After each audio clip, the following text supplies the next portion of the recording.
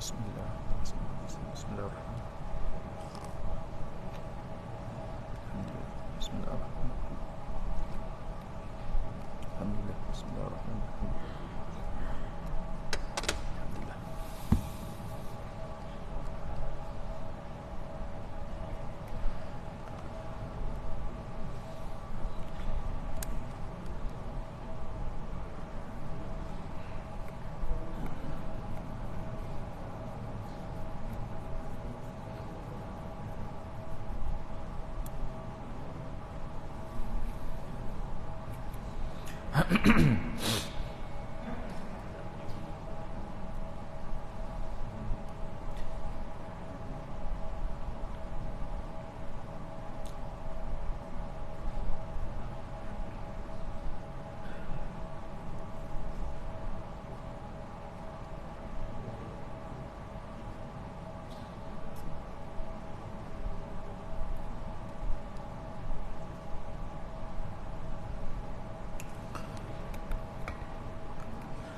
أعوذ بالله من الشيطان الرجيم بسم الله الرحمن الرحيم الحمد لله رب العالمين نحمده ونستعينه ونستغفره ونعوذ بالله من شرور أنفسنا ومن سيئات أعمالنا من يهده الله فلا مضل له ومن يضلله فلا هادي له أشهد أن لا إله إلا الله وحده لا شريك له وأشهد أن محمدا عبد الله ورسوله سبحانك لا علم لنا إلا ما علمتنا إنك أنت العليم الحكيم.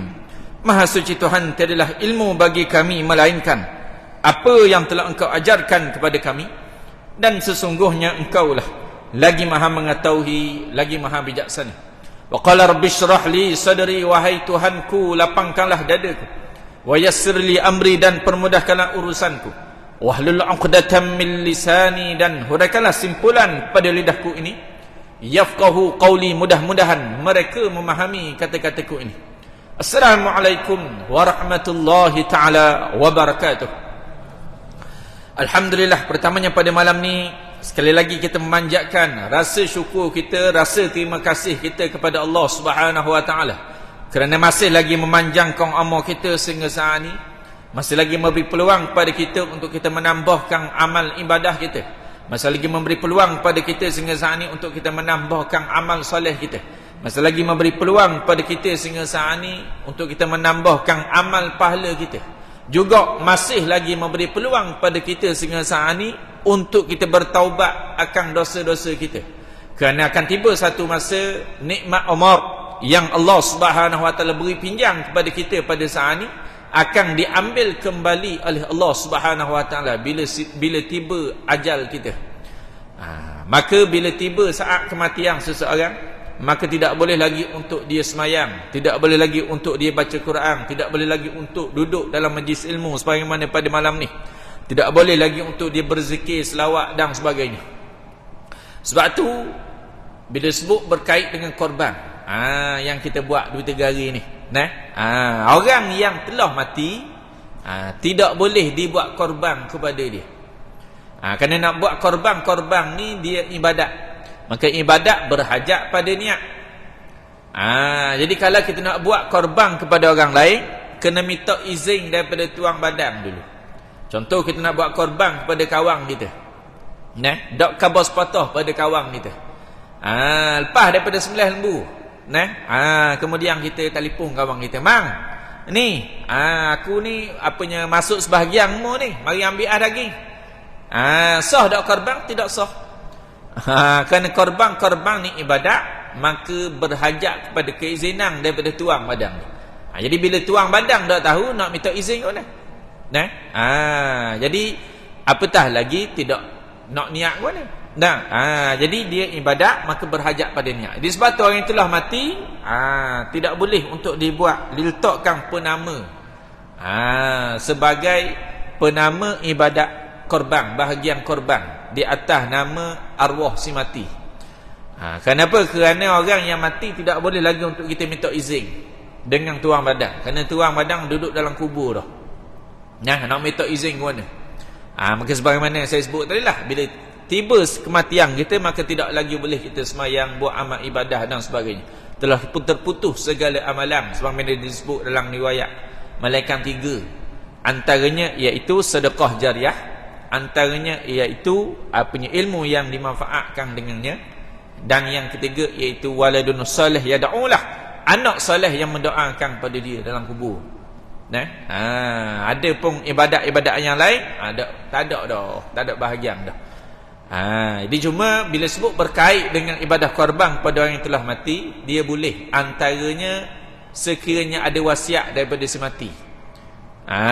Contoh katakan ayah dia minggu lepas uzur sangat dah, lalu ayah dia kata kalau ayah dok dang, ayah mati dulu, mu ambil lah harta saka ayah ni, masuk sebahagian hok sejik anjur gebang, lalu ditakdirkan ayah dia mati sungguh, lalu tinggal harta pusaka. Jadi sebelum dibahagikan pusaka, kena keluarkan dulu wasiat dia.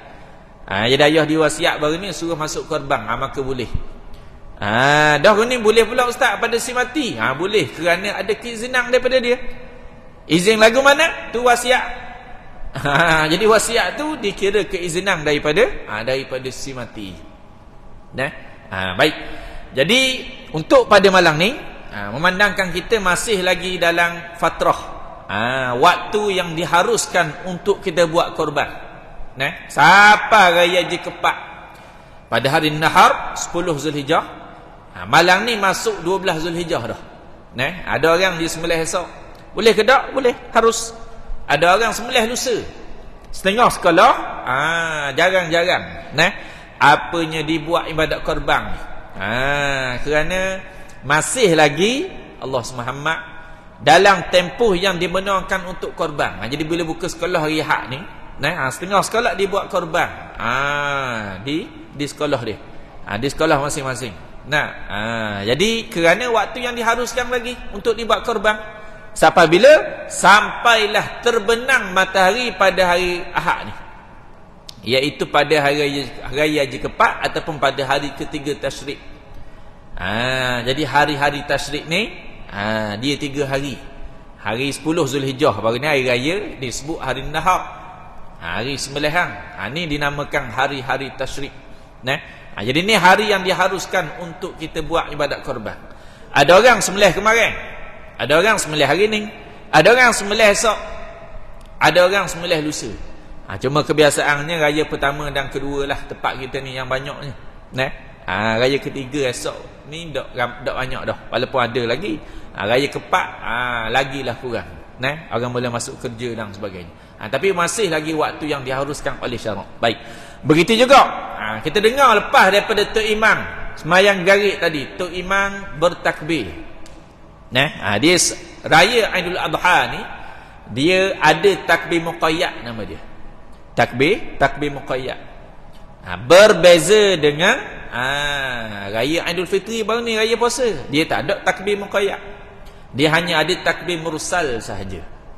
Jadi sebab tu pas daripada selesai semayang raya Aidul Fitri baru ni tak ada takbir. Tapi tak digarik tadi. Sanding kita masih lagi dengar takbir raya.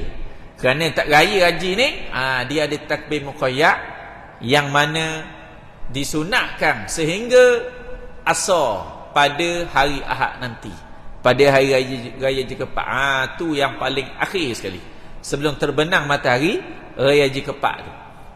Ni takbir muqayyad nama dia. Dan takbir muqayyad ni dia bukan saja dituntut lepas daripada semayang fardu, bahkan semayang sunat. Lepas daripada kita semayang sunat rawatib dengan tu, kita takbir Allahu Akbar, Allahu Akbar, Allahu Akbar, la ilaha illallah, Allahu Akbar walillahil hamd. Saya baru dapat tahu sebab apa takbir orang Melayu kita ni dia mendayu-dayu. Kalau kita dengar orang Mekah tu, kalau pengalaman saya kalau tempoh hari di Mesir apa semua, jadi orang di sana dia takbir dengan nada yang kuat, yang gagah. Allahu Akbar, Allahu Akbar, Allahu Akbar, la ilaha illallah, Allahu Akbar walillahil hamd. Takbir dia. Tapi takbir Melayu kita Allahu Akbar, Allahu Akbar, Allahu Akbar. Ini sebab apa takbir Melayu kita jadi gitu? Saya pun baru dapat tahu. Okay. Rupanya ada rahsia rupanya. Sedangkan asal dia takbir zaman Nabi lah. Takbir apa semua. Daripada tanah harak apa semua. Tapi sebab apa bila mari ke orang Melayu kita ni jadi mendayu-dayu. Tak takbir sebagaimana orang Arab. Jadi apanya ada dikongsikan dia kerana suatu ketika pahlawan Melayu kita dia menangisi itulah. Ketika mana kemenangan perang ataupun kekalahan, kemudian ramai kalangan para jurid pada waktu tersebut yang berperang menentang penjajah dan sebagainya, mereka syahid. Jadi dalam keadaan dia bertakbir tu, dalam keadaan dia sedih. Sebab tu jadi mendayu-dayu. Jadi taklah bid'ah dan sebagainya. Bid'ah yang menyebabkan apa yang masuk neraka dan sebagainya, tak ada masalah. Jadi tu sekadar nada sahaja. Jadi sunat untuk kita bertakbir muqayyad ni lepas daripada sama ada sembahyang fardu ataupun sembahyang sunat. Bagi hari raya Aidul Adha ni sampai raya haji yang keempat. Lepas daripada akhir sekali asar raya haji keempat tu. Baik. Dan dia kalau ikut mula bila mula? Mula pada hari Arafah baru ni. Kita raya kemarin kami. Kalau ikut start takbir sunatnya pada subuh hari Arafah 9 Zulhijjah. Jadi kalau ikut subuh 9 Zulhijjah baru ni, sunat dah tok imam apa daripada sembahyang subuh tu dia bertakbir. Dan kita dengar tok imam takbir ayah belik Kata, mana tok imam takbir dah hari ni? Kan esok raya. Kan hari ni hari Arafah. Orang pakat puasa apa semua. Esok baru raya. Berapa takbir dah hari ni? Memang sunat. Dia takbir muqayyad ni bermula daripada sembahyang subuh pada hari Arafah. Baik. Dan bila sebut sunat ni jadi kalau dok takbir dah yang marah tok imam. Jadi cuma hak sunatnya afdalnya takbir lah daripada sembahyang. Kadang-kadang tok imam dok ingat. Baik. Jadi untuk pada malam ni memandangkan kita masih lagi dalam fatrah dibenarkan lagi untuk kita buat ibadat korban. Maka pada malam ni saya nak sentuh sedikit berkait dengan perihal sembelihan. Korban mungkin ramai dah kalangan ustaz-ustaz dan sebagainya. Saya pada bulan lepas pun sini saya sentuh sedikit sebanyaklah walaupun tak detail berkait dengan bab korban. Cuma malam ni saya nak sentuh berkait dengan bab sembelihan. Benda biasa sembelihan dengan korban. Kadang-kadang orang kita dia ingat sama, lain. Kita sembelih ni satu benda, korban pula benda lain. Korban ni dia satu ibadah. Contoh kita sembelih kambing. Kadang-kadang kita sembelih kambing sebab nak buat jamu sejik. Kadang-kadang kita sembelih kambing sebab nak buat akikah. Kadang-kadang kita sembelih kambing sebab nak buat korban. Kadang-kadang kita sembelih kambing sebab nak jual daging dia. Jadi bila sebut sembelihan tidak semestinya korban. Dan bila sebut korban maka dia berbentuk sembelihan. Dan ibadat korban. Jadi tidak boleh. Contoh kata aku buat gebang tau ni. Temu gebang mana? Aku sedekah piti 700 riyal pada fakir miskin. Dia bila sebut korban ni kena sembelih. Walaupun kalau kita nak ambil setengah pandangan ulama ada yang membenarkan semikian, tapi kita ambil pandangan yang masyhur lah. Bila sebut korban ni dia kena sembelih haiwan. Haiwan pun haiwan yang tertentu sahaja yang dibenarkan untuk kita sembelih dijadikan korban. 3 jenis haiwan, lembu, kambing dan unta serta keluarga-keluarga dia. Jadi kalau kita membelih ayam pagi tadi, boleh tak? Boleh, tak ada masalah. Tapi nak buat korban tak boleh lah. Niat ibadat korban. Dia syarat dia 3 jenis haiwan tu saja. Tu pun disyaratkan haiwan yang kita nak jadikan korban tu dia ada syarat-syarat yang tersendiri. Antaranya tidak ada kecacatan yang menyebabkan mengurangkan daging antaranya. Tidak boleh lembu yang kaki patah. Ada pun kalau kita sembelih siang tadi, Nah, sebab tujuan nak makan ataupun nak buat jamu anak kita nikah. Boleh tak lembu patah kaki? Tak ada masalah. Tapi bila nak buat korban, tidak sah korban. Lembu yang patah kaki. Begitu juga lembu yang putus ekor contoh, ataupun yang putus telinga. Kita buat korban, maka tidak sah. Dah sembelih tu boleh makan ke tak ustaz? Boleh makan. Ni nak khabar sembelih ni benda suku, korban ni benda suku. Dia kadang-kadang dia sembelih haiwan, tapi korban dia tidak sah. Antaranya kerana dia langgar hukum hakam korban contoh. Contoh dok niat. Dok niat rebang pas dia sembelih lembu. Dah ustaz saya dok ingat sikit nak niat ustaz. Pas dia sembelih tu baru nitah Allah. Dah ingat sikit nak niat bagi rebang aku masuk. Dia lembu sembelih dah. Dah boleh makan tak lembu tu? Boleh. Tapi bahagian korban tak ada lah. Bahagian paling ibadah korban. Kerana korban ni ibadah, maka berhajat pada niat. Begitu juga bila sebut korban, maka daging yang kita dapat daripada korban tu, maka dia ada hukum yang tersendiri dari sudut pengagihan dia. Tak boleh contoh atas nama korban dia masuk belaka. Walaupun dia ajak, contoh malam ni ajak orang makan, orang mari rumah tahlil dan sebagainya. Tiba sebut lah, malam ni rumah saya buat tahlil sikit. Sebenarnya buat rebang apa semua ni, buat tahlil, jemput belaka. Jadi sebahagian dia masuk tu habis dia masuk belaka. Boleh ke tak? Tak boleh. Dia kena ganti balik. Kerana bila sebut daging korban, dia kena ada sebahagian. Paling kurang kadar sedekah. Kadar sedekah macam mana? Lebih kurang dalam sekati 300 gram. Setengah kati lebih kurang 300 gram. 300 gram. Diberi kepada fakir miskin dalam keadaan mentah. Hal lain tak masak belakang, tak ada masalah, boleh. Kadang-kadang kita dibuat jamu sebenarnya rebang ni. Korban ni dibuat jamu, lalu anak dia nikah bulan lepas dah buat jamu lagi. Dia kita mari siang tadi kita jalan-jalan apa semua ada punya ngatur apa semua, tengok ni sebenarnya rebang nikah apa semua ni. Jadi setengah kita dibuat jamu lalu. Boleh ke tak? Boleh, tak ada masalah.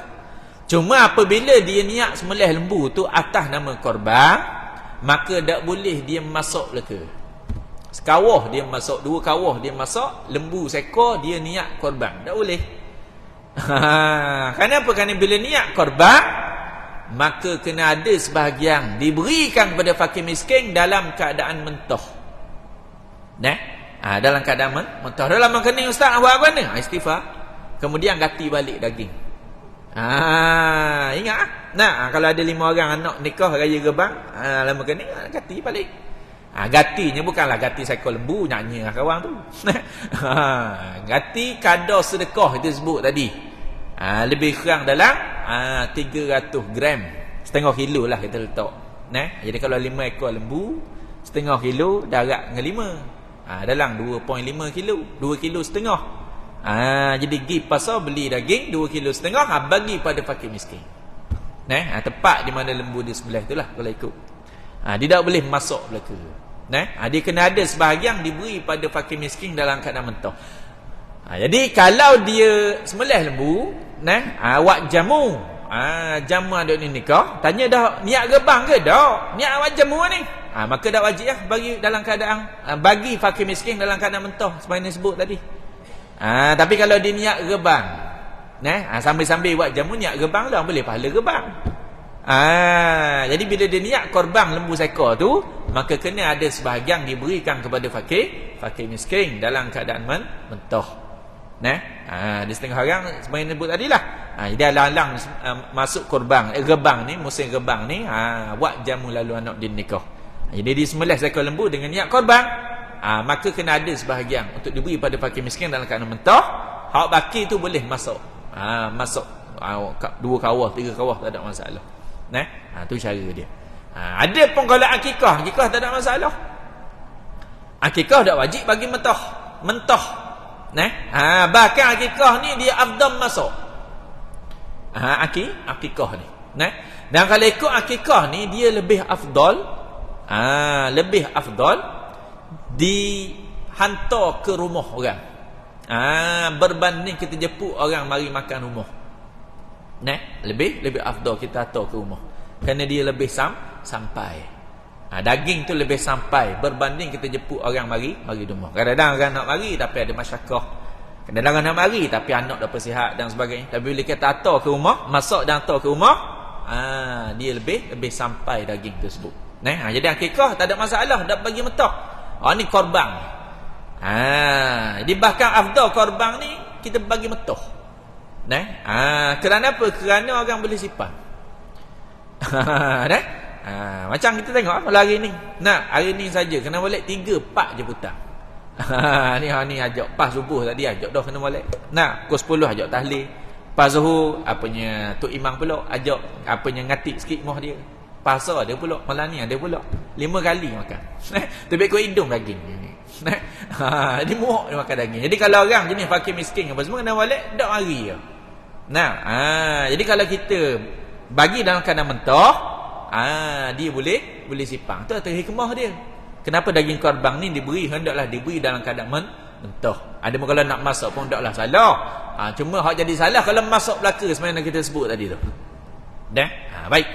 Jadi sedikit berkait dengan perihal sembelihan. Jadi biar beza sembelihan korban akikah.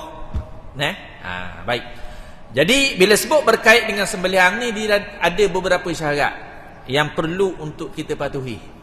Jadi sembelihan ni dia merupakan cara yang terbaik yang diajar oleh agama kita, agama Islam, untuk makan haiwan yang jenis berdarah ni. Walaupun tidak semua haiwan yang kena sembelih. Kerana bila saintis buat kajian, negara-negara barat mereka makan daging, makan juga. Walaupun setengahnya ada yang disebut vegetarian, tak makan daging, makan sayur saja. Tapi daging ni menjadi salah satu dari makanan manusia. Zaman dia orang Islam, orang kafir dan sebagainya. Baik. Jadi kalau belah barat tu, ada banyak jenis cara dia bunuh. Ada setengahnya dia kapik kepala lembu, kemudian dia masuk jarum. Masuk jarum, mampu himbu. Cara nak makan lembu.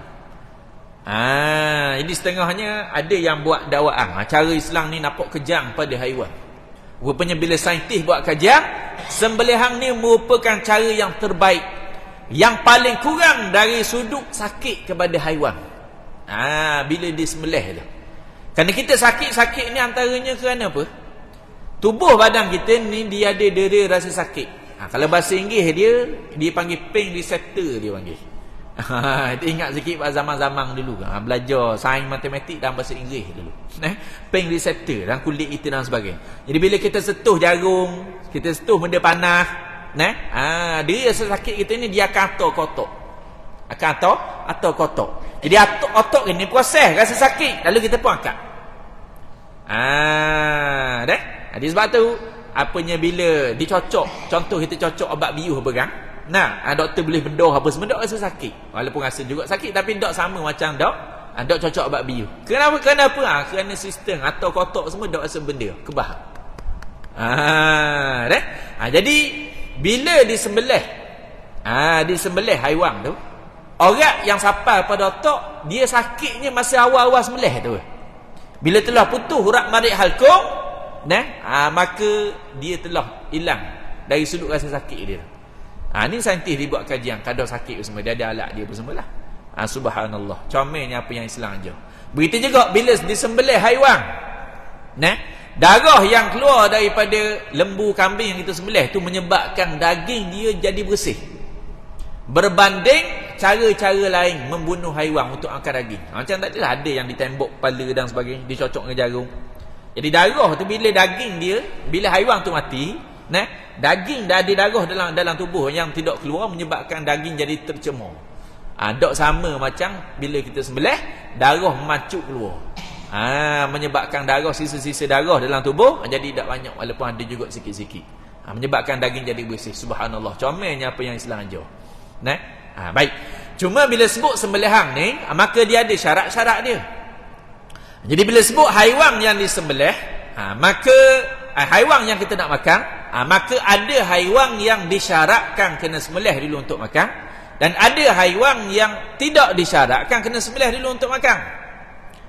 Maksud kata dia mampu walaupun tak sembelih tak jadi bakar. Tapi kalau lembu mampu kita tak sembelih jadi bakar, hukum dia najis. Dan bila sebut bangkai-bangkai ni hukum dia najis. Melainkan ada setengah bangkai yang dimaafkan. Dan halal. Seperti bangkai ikan. Ikan kita igak dalam laut. Apa-apa haiwan air duduk dalam air. Ikan, sutung, kerang, kuah benda-benda pun.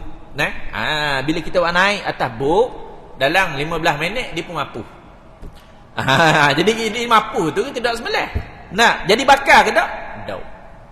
Tak jadi bangkai menajiskan. Walaupun kita sebut bangkai juga, hilla maitatahu. Halal bangkai dia, tak jadi najis, harus makan. Betul juga antara lagi belalang. Belalang juga dia kalau dia mapuh tak jadi najis. Sebab tu kalau belalang dia masuk dalam api contoh. Belalang ni mapuh. Dulu kita dok dang dulu ni buat sawah padi sebagainya, dia ambil belalang dia makan. Di depan saya ni kalau orang buat mau mungkin dang suasana gitu. Dia gula belalang apa semua. Allah alam dulu cerita. Jadi belalang tu ikut dah sembelih pun. Tapi boleh makan. Baik. Jadi setengah haiwan yang mana kalau ikut dia bangkai tetapi dimaafkan. Hak tadi dia bangkai yang tidak najis, boleh makan. Hak ni dia bangkai tapi saja-saja makan tak boleh, tapi dia dimaafkan. Seperti bangkai haiwan yang tidak berdarah. Bangkai haiwan yang tidak berdarah. Contoh semut.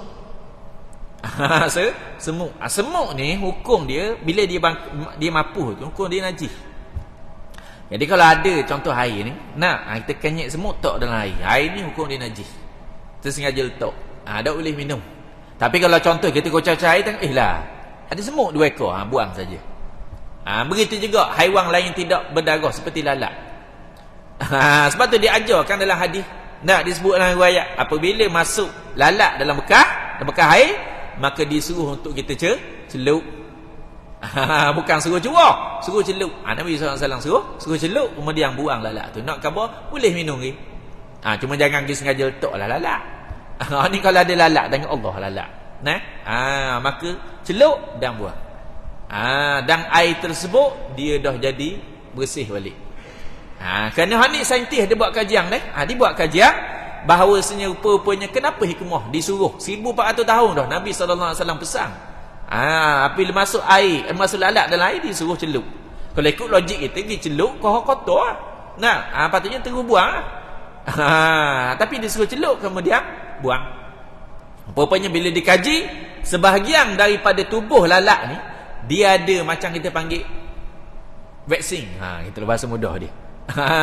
Sebahagian dia tercemar, sebahagian tubuh dia lagi ni dia ada vaksin. Jadi bila kita selang vaksin, dia akan menyebabkan jadi air tu jadi neutral balik. Ni saintis buat kajian, subhanallah. Ni bagaimana nak khabar bahawasanya Nabi kita Nabi sallallahu alaihi wasallam ni sebenar-benar nabi yang diutuskan. Ilmu yang dia dapat tu datang daripada Allah Subhanahu wa taala. Pada waktu tersebut mana ada mikroskop macam kita pada hari ni. Baik. Jadi kalau jenis haiwan yang tidak berdarah dimaafkan. Cuma jangan sengaja letaklah. Macam tadi semut, apa ni benda yang tidak berdarah. Lalat, lipah. Bak telio kita tak tepi tu. Ni bak boleh harus untuk makan, tak jadi najis. Benda yang tidak berdarah. Jadi macam air semua mungkin kita terus buang lah. Kita kata tak liu. Tapi kalau contoh berlaku kadang-kadang kita kucar. Contoh bila tiba bulan Muharram kita kucar sura. Ataupun sejik anjur kucar bubur lambu. Jadi tengah-tengah kucar tiba-tiba jatuh lipah seekor. Mapuh. Jadi capur belaka dah ni dalam sura. Nak ayang apa semua. Nak jual sedulang. Nak jual apanya sekawah. Sayang. 200-300 habis dah wadah. Jadi kalau ikut boleh buang saja lipah tu dan hukum dia masih lagi tidak najis. Bak telio kita sebut awal-awal tak tepi lu bak telio. Ni dari sudut apanya cura tu dia tak najis. Tapi kalau jatuh tak ayam setokor. Ayam riba apa tarik dia yang seteka. Dah boleh makan tu. Walaupun kita kata sama warna macam sura. Tak boleh makan juga. Hukum dia najis. Dah? Begitu juga haiwan yang tidak dimaafkan, jatuh. Dan dia mapuh. Kalau ada mapuh ada masalah. Dia hak jadi bakar najis sebab apa? Sebab jadi bakar. Dia mapuh. Jadi contoh jatuh tikus seekor. Tikus ni haiwan berdarah. Bila jatuh tu dah mapuh tu kita buang. Boleh lagi makan sura tu. Kita sebut awal bak teliu kita tak tepi. Ada pun dari sudut apanya sura tu masih lagi belum najis. Masih lagi belum najis. Dah start kaki-kaki tikus ke apa semua daripada kecil dia ke apa semua. Jadi kita ambil apanya hak apanya hak Muhammad. Hak asal dia iaitu hukum dia asal suci. Jadi benda yang syok kang tu benda hak tak pasti. Jadi bila jatuh tikus dan tikus tak mampu lagi, maka dia tak jadi bakar dan tak najis. Maka boleh buang tikus tu, dan sura tu masih lagi boleh makan. Tapi kalau jatuh tikus kemudian tikus mampu dalam tu, maka pada waktu tersebut sura tu dia jadi najis. Dan begitu juga masalah cicak. Ini biasa berlaku. Kadang-kadang bila kita masak, dia panas atas kan, naik wak atas, jadi cicak dah tak kok 2-3 ekor pun jatuh dalam. Jatuh. Jadi cicak ni ustaz cicak. Cicak ni pandangan setengah ulama berpandangan bahawasanya dia kategori haiwan yang tidak berdarah juga. Sama macam tadi lipas, semut apa semua. Cuma jangan sengaja letaklah.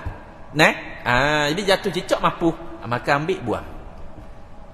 Jadi sura tu masih lagi suci. Tapi kalau jatuh tikus tadi, tak boleh lah. Kerana tikus ni haiwan yang berdarah.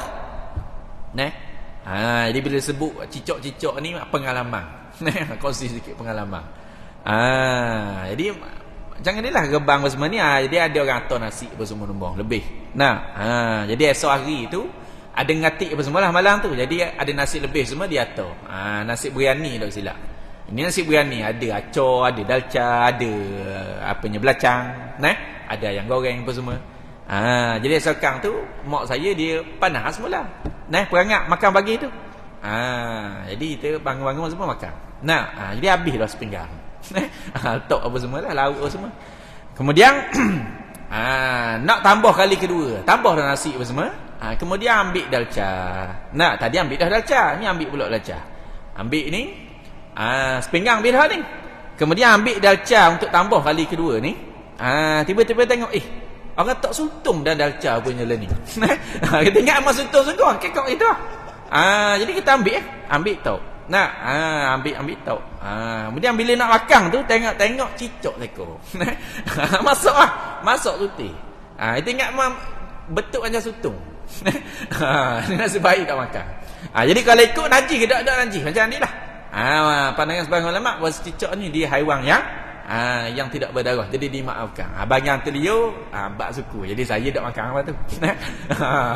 Hak pertama makan tu tu nak kan. Kedua tu tak teliu. Jadi kau orang lain tak khabar. Jadi kita jadi kadang-kadang berlaku pada kita. Jadi tu haiwan yang mana bila bangkai dia dimaafkan.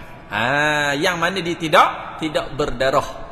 Adapun kalau bangkai haiwan yang berdarah jatuh mampu tidak dimaafkan. Kemudian dia juga syarat. Jadi kalau contoh semut jatuh seekor semua, dia tak berubah lagi air semua, buang je. Ataupun lalat tadi. Tapi contoh banyak sangat jatuh. Sampai 20 ekor lalat dalam gelas dia. Jadi air pun bau lalat bila buang. Maka tak boleh minum kau. Dia sebut tadi kalau jatuh seekor semua, tu kita buang gitulah. Semut dan sebagainya. Baik. Kemudian berbalik pada sembelih tadi. Jadi haiwan yang mana kita nak sembelih ni, yang kita nak makan kena sembelih. Dia terbahagi pada dua pula.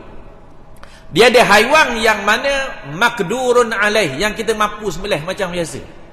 Macam dia lembu gebang dan sebagainya. Maka wajib sembelih nak makan. Dan ada yang kedua, haiwan ghairu makdurun alaih, kita tak mampu nak sembelih macam biasa. Contoh seperti kambing jatuh dalam perigi buta, telaga buta. Jadi dah nak akad, habis ikhtiar dah. Jadi kata ulama boleh melukakan mana-mana bahagian anggota badan kambing tu dengan apanya senjata tajam. Maka boleh untuk makan. Walaupun mapuh tu contoh jok atas belakang tekok dia dan sebagainya. Lalu dia mapuh. Dia syarat dia sembelihang ni kena putus urat marik halkum. Sebab tu kalau tak putus urat marik halkum, maka kalau ikut tak sah sembelihang. Ni dua urat yang wajib untuk putus. Urat marik dan halkum depan. Ada pun dia ada satu lagi nama orang, wadajain nama dia, salur urat darah duk tepi. Hak ni sunat putus. Salur urat darah. Hak wajib putus depan. Sebab tu kalau orang lelaki, dia kalau masuk gerbang sunat dia sembelih sendiri haiwan korban dia. Ustaz saya tak berani dengan lembu Ustaz. Sebab itulah mulakan dengan haiwan kecil dulu. Saya dok rajing dengan Ustaz lasangnya. Jadi bila nak rajing, tahun ni dok rajing, tahun depan dok rajing kau. Tahun depan sekali dok rajing kau. Jadi mulakan, kena mula. Dia antaranya mulakan dengan haiwan kecil dulu, seperti ayam dulu. Dan sembelihang ni macam sebut tadi lah. Syarat dia putus urat marik dan halkum sahaja. Baca bismillah sunat, selawat sunat, ngadap kiblat sunat. Jadi waktu mana kita sembelih tu, kita menghadap kiblat pun sunat. Jadi biar putus urat marik halkum depan. Jadi kalau haiwan jenis tekak panjang, ni dari sudut sunat lah. Dia sunat afdal dia sembelih bahagian bawah. Contoh macam unta, dia bahagian nahar dia sembelih bawah. Seperti angsa, zirafah. Kalau haiwan hok macam biasa dekat ni macam lembu apa semua, dia tengah-tengah. Di setengah petua betul-betul atas butir halkum. Antara tujuan dia supaya daging jadi lembut antara ni. Betul-betul tok atas butir halkum.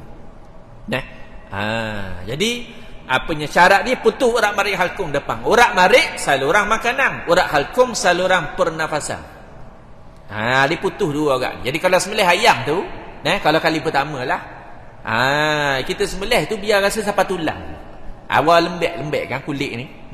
Kita sembelih tu biar rasa sampai tulang. Putus tu.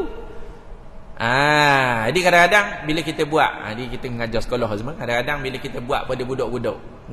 Budak tingkatan 2, tingkatan 3. Jadi bukan saja budak lelaki, budak puang pun kita mitok sembelih. Dari sudut praktikal. Dan tidak disyaratkan orang lelaki sembelih dah. Orang puang sembelih pun sah. Cuma sembelih ni dia perbuatan orang lelaki. Dia tidak sesuai dengan orang perempuan. Jadi orang perempuan ni dia sunat untuk mewakilkan orang lelaki sembelih bagian korban dia, haiwan korban dia. Tapi kalau dia sembelih sendiri, sah ke tak? Sah. Tidak disyarat orang lelaki.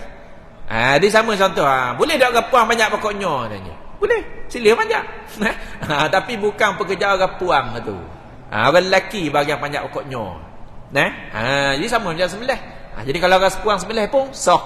Jadi kadang-kadang bila kita buat apanya khusus sembelihang dan sebagainya, kita minta budak-budak puang sembelih. Jadi kadang-kadang daripada 20 ekor ayam, separuh putus kepala. Tak, pisah beli kedai doya je. Tapi pisah baru tajang semua kali pertama pula. Dan dia takut tak putus urat marik alkum tu. Lagi sembelih. Alah kali putus terus kepala. Jadi kalau ikut sah tak? Sah. Hukum dia makruh sembelih haiwan sampai putus kepala. Jadi start dengan haiwan kecil dulu. Puyuh dulu, ayam, kemudian naik kambing. Jadi ni nak naik lembu sadu terus memang tak warning. Lembu hak kuruh pun susah. Jadi apanya slow naik. Jadi terutama bagi orang lelaki lah. Jadi kalau boleh belajar untuk sembelih.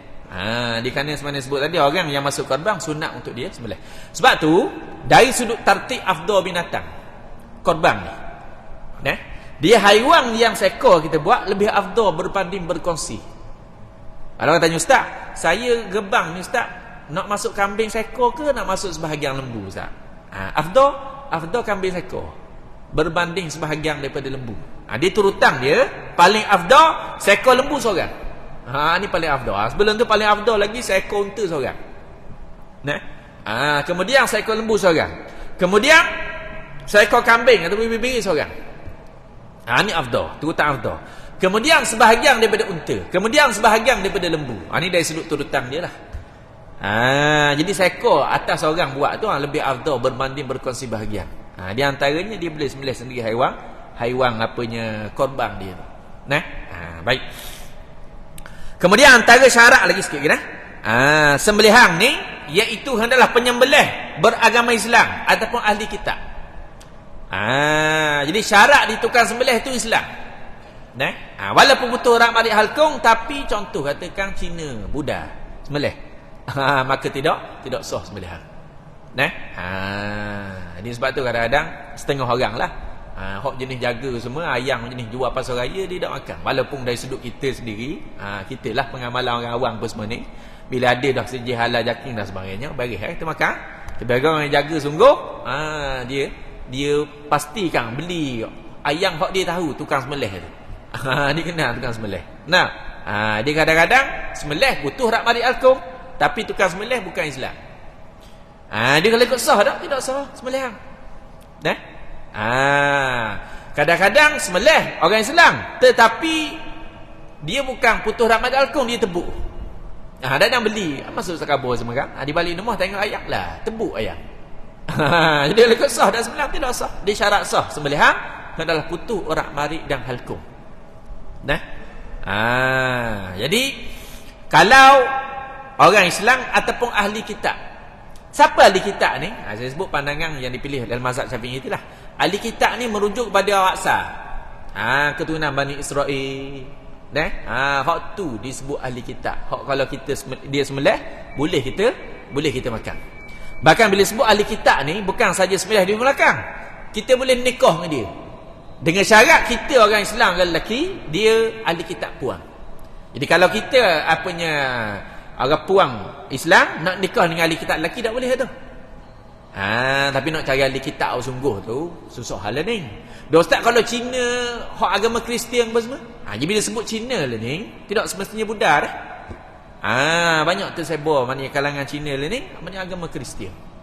Sebab tu kalau kita tengok Cina lah ni kan, setengah nama dia bukan macam Cina zaman-zaman dulu. Cina ni nama Peter Lim, Michael, Michael Ling, macam-macam nama. Nama asal pengaruh daripada agama Kristian masuk. Michael, Peter, David Teo ke apa, ikutlah nama apa-apa. Jadi kesan daripada agama Kristian. Dia asal dia daripada tanah besar tu agama Buddha. Kalau contoh nama Cina lama zaman-zaman dulu. Benda Hok Kiseng contoh.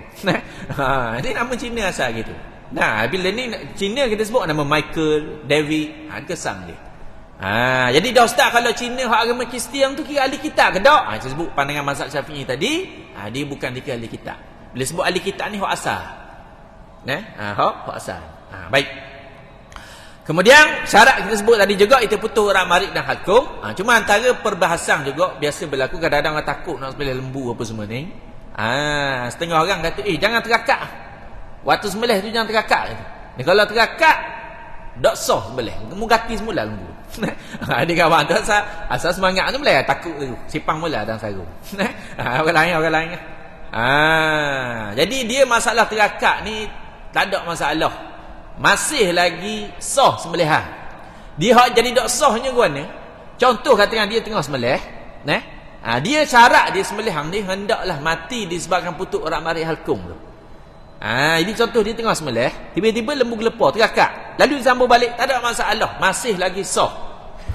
Hak jadi tak sah ni contoh dia tengah sembelih, tiba-tiba orang telefon dia. Sedang sembelih dia ada putus marik halkum. Tengok sembelih orang telefon. Akak telefon je. Setengah jam cakap punya. Baru sambung balik. Tu baru dak sah. Lembu mapuh dulu. Orang marik dengan halkum dak butuh lagi, lembu mapuh dah. Jadi ataupun pisah jatuh ke dalam 2 jam pula sambung pula. Maka tu jadi baru tidak sah.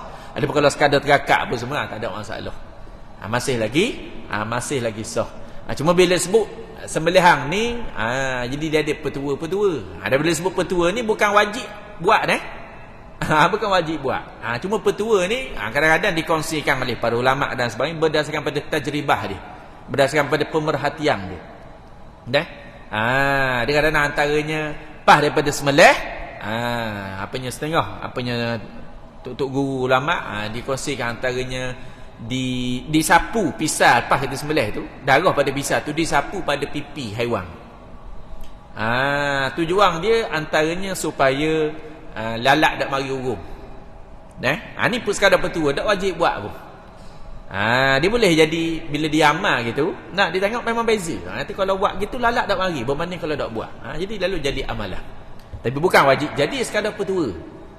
Dia bila saya sebut berkenaan dengan petua ni, 2 tahun lepas gitulah, 3 tahun lepas ada kita mengajar di sebuah masjid berkenaan dengan khutbah ni lah.